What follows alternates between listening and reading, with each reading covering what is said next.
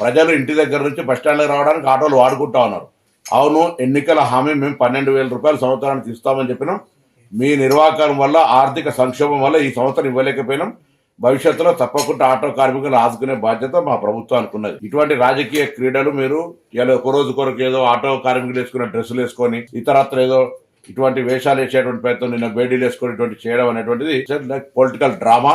అటువంటి చేయకండి. నిజంగా మీరు ఏమైనా చిత్తశుద్ధి ఉంటే నేను అడుగుతా ఉన్న టీఆర్ఎస్ రిజిస్ట్రేటర్ పార్టీ కావచ్చు, టీఆర్ఎస్ పొలిటికల్ పార్టీ ఎన్నడైనా ట్రాన్స్పోర్ట్ మినిస్టర్ కు ఆటో కార్మికుల మీద ఈ డెమోక్రసీలో ఈ సమస్యలు రిప్రజెంటేషన్ చేసిరా? ఎందుకంటే కూడా సామధాన భేద దండ అంటారు.